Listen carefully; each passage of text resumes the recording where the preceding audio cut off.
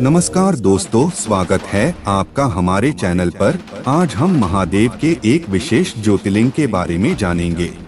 नेपाल का प्राचीन इतिहास सनातन संस्कृति की धरोहर है। यह स्थान शुरू से ही हिंदू मान्यताओं की अवधारणा में चर्चित रहा है। भारत की तरह नेपाल में भी एक से बढ़कर एक मंदिर और स्थापत्य कला के नमूने हैं। आज के लेख में हम आपको नेपाल में स्थित भगवान शिव के रहस्यमयी मंदिर पशुपतिनाथ मंदिर के महत्व व पौराणिक कहानी से जुड़ी मान्यताओं के बारे में बताएंगे। यहाँ पर उपस्थित भगवान का पशुपतिनाथ मंदिर सनातन संस्कृति की सबसे मूल्यवान धरोहर है। यह मंदिर भगवान शिव के ज्योतिर्लिंग में शामिल नहीं है, लेकिन दुनिया भर में बहुत चर्चित और विख्यात है। इसकी विशेषताओं और लोकप्रियता को देखते हुए संयुक्त राष्ट्र संघ के यूनेस्को में इसे विश्व धरोहर की सूची में शामिल किया गया है। भगवान पशुपतिनाथ का मंदिर दो स्थानों पर अवस्थित है, जिनमें से पहला स्थान नेपाल के काठमांडू में है तथा दूसरा भारत के मंदसौर में स्थित है। दोनों ही मंदिरों में समान आकृति की मूर्तियां स्थापित हैं तथा दोनों ही विश्व भर में विख्यात है। आइए आज आपको इस मंदिर से जुड़ी हुई अवधारणाओं के बारे में बताते हैं, साथ ही साथ इस मंदिर के इतिहास और लोक कथाओं से भी परिचित कराते हैं। पशुपतिनाथ मंदिर कहाँ स्थित है? भगवान शिव के अवतार का यह लोकप्रिय मंदिर हमारे पड़ोसी देश नेपाल की राजधानी काठमांडू से लगभग 3 किलोमीटर दूर देवपाटन गांव में स्थित है। यह मंदिर बागमती नदी के किनारे स्थित है। देश विदेश से लोग यहाँ अपनी आस्था व मनोकामनाएं को पूर्ण करने आते हैं। आइए अब हम जानते हैं पशुपतिनाथ मंदिर का महत्व। नेपाल का पशुपतिनाथ मंदिर विश्व भर में मशहूर है।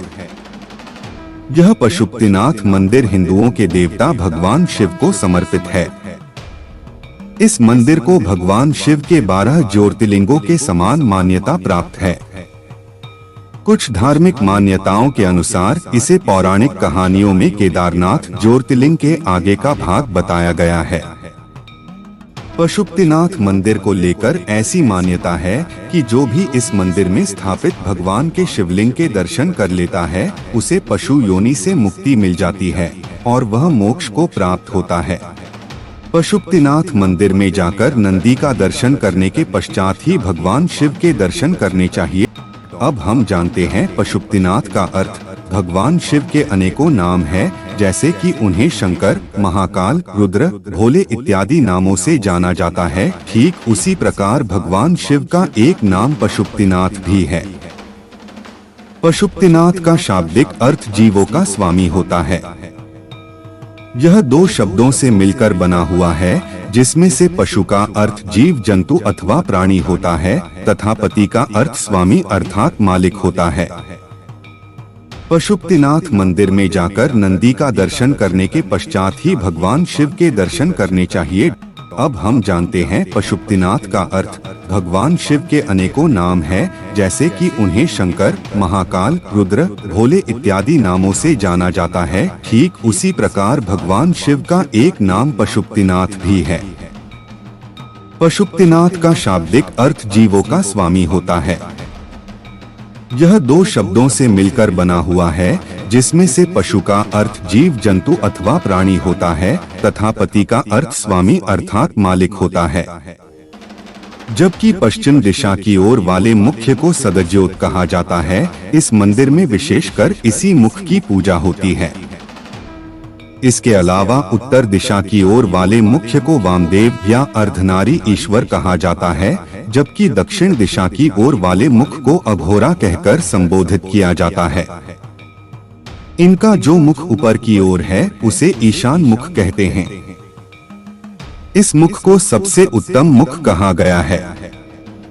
कहा जाता है कि पशुपतिनाथ का ये ज्योतिर्लिंग पारस पत्थर से निर्मित है। पशुपतिनाथ ज्योतिर्लिंग के यह पंचमुख तंत्र विद्या के बुनियादी आधार हैं, साथ ही साथ वेदों का आधार भी इन्हीं पर है। कहा जाता है कि इस लिंग की स्थापना वेद पुराणों की रचना के पूर्व ही हो गई थी। वैसे तो इस मंदिर के साथ बहुत सारी अवधारणाएं जुड़ी हुई है, लेकिन उनमें से कुछ चर्चित लोक कथाएं ऐसी हैं जिन्हें सबसे अधिक मान्यता प्राप्त है। अब हम जानेंगे पशुपतिनाथ मंदिर से जुड़ी पौराणिक कथा। नेपाल में स्थित भगवान शिव का पशुपतिनाथ मंदिर अपनी पौराणिक कथाओं को लेकर काफी मशहूर है। पशुपतिनाथ मंदिर के साथ अलग अलग मान्यताओं के अनुसार अलग अलग पौराणिक कथाएं जुड़ी हुई हैं। चलिए आज हम आपको कुछ पौराणिक कथाएं बताते हैं। पांडवों से जुड़ी पौराणिक कथा सुने। पशुपतिनाथ मंदिर की पहली कथा पांडवों से जुड़ी हुई है। कहा जाता है कि अपने बंधुओं की कुरुक्षेत्र में हत्या करने के बाद पांडव बहुत दुखी थे, क्योंकि उन्होंने ही अपने ही भाई बंधुओं का विनाश किया था, इसलिए उन पर गोत्र हत्या का पाप लगा था। अपने आप को इस जघन्य अपराध पाप से मुक्त करने के लिए सभी पांडव बंधु भगवान शिव की खोज में निकल पड़े ताकि उन्हें इस पाप से निदान मिल सके। लेकिन भगवान शिव नहीं चाहते थे कि इतने जघन्य पाप के पश्चात पांडवों को इतनी आसानी से मुक्ति मिल जाए, इसलिए पांडवों से छिपते हुए केदारनाथ जैसे दुर्गम स्थान पर चले गए। पांडव उन्हें ढूंढते हुए वहां भी पहुंच गए। तब भगवान शिव ने एक भैंसे का रूप ले लिया। हालांकि यह बात उतनी स्पष्ट नहीं है, क्योंकि अब भी कुछ लोग यह भी मानते हैं कि उन्होंने एक बैल का रूप लिया था। भगवान शिव पशु का रूप धारण करने के पश्चात पांडवों से भागकर भैंसों के झुंड में विलुप्त हो गए। तब भीम ने विशाल रूप धारण करते हुए पैर फैलाकर खड़े हो गए। सभी पशु उनके पैरों के बीच में से निकलकर चले गए, लेकिन महादेव रूपी बैल ने ऐसा नहीं किया, जिससे पांडवों को उनके भेद का पता चल गया और अचानक भगवान शिव जमीन में समाते हुए विलुप्त होने लगे।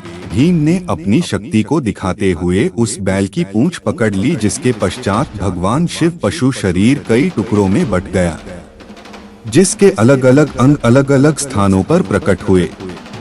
पशुपतिनाथ में आकर उनका मस्तक निकला।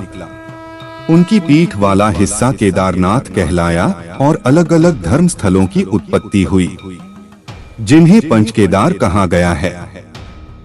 इस घटनाक्रम के बाद भगवान शिव पांडवों के दृढ़ संकल्प व भक्ति से प्रसन्न हो गए और उन्हें सभी पापों से मुक्ति प्रदान की। अब हम जानते हैं दूसरी पौराणिक कथा। दूसरी कथा सबसे प्रचलित है। कहा जाता है कि भगवान से उन्हें इसी स्थान पर चिंकारे का रूप धारण किया था और नेपाल के इसी स्थान पर छुप गए थे। कुछ लोग यह मानते हैं कि उन्होंने अपनी निद्रा पूरी करने के लिए यह रूप धारण किया था। जब भगवान विष्णु और ब्रह्मा को यह पता चला कि भगवान शिव उस स्थान पर चले गए हैं, तो वह उन्हें खोजते हुए उनके पास पहुँचे और उन्हें पुनः वहां से वापस ले आने का प्रयास करने लगे, जिसके दौरान भगवान शिव उनसे भागने के लिए नदी के उस छोर पर छलांग लगा दिए।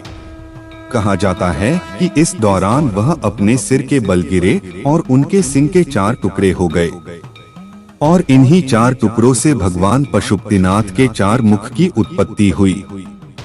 अब हम जानेंगे मंदिर का निर्माण कब हुआ, कैसे हुआ।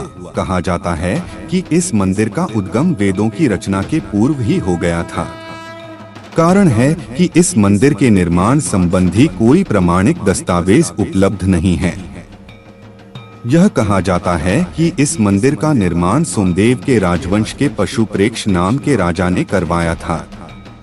लोग मानते हैं कि राजा पशुप्रेक्ष ने इस मंदिर का निर्माण 3री सदी ईसा पूर्व ही कराया था, लेकिन इसके सारे उपलब्ध प्रमाण 13वीं सदी के हैं।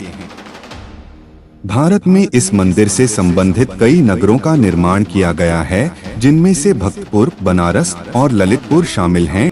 इस मंदिर का जो स्वरूप हम आज देख रहे हैं, उसे 1697 में नेपाल नरेश भूपतेंद्र मल्ल द्वारा प्रदान किया गया था।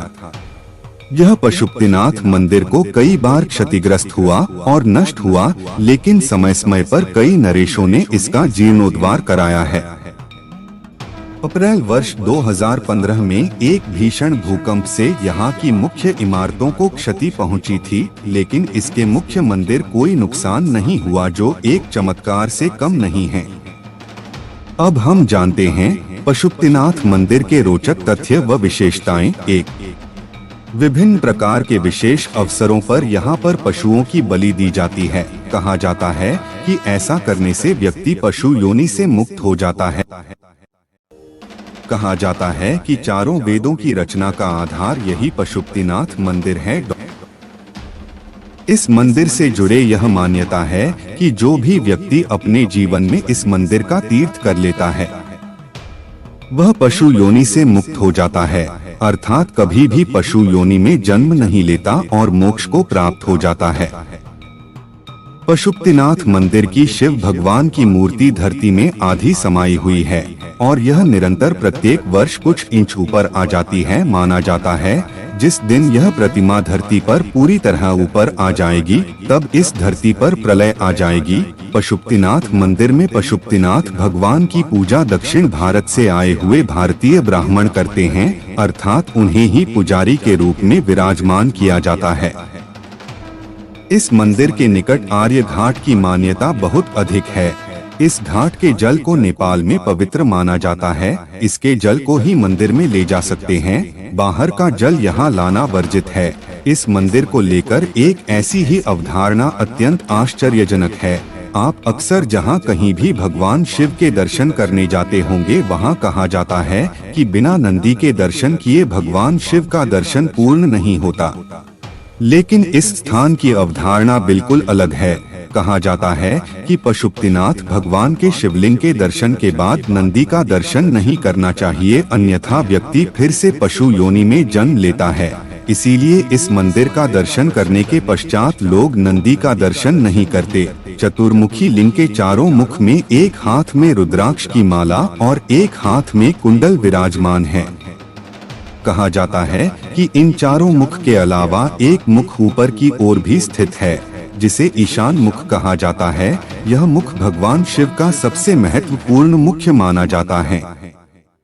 इस मंदिर में विशेषकर सदज्योत मुख की पूजा की जाती है जो कि पश्चिम की ओर स्थित है। भले ही पशुपतिनाथ मंदिर को भगवान शिव के 12 ज्योतिर्लिंग में स्थान नहीं दिया गया है, लेकिन इसकी महिमा भगवान शिव के 12 ज्योतिर्लिंगों से कम नहीं है।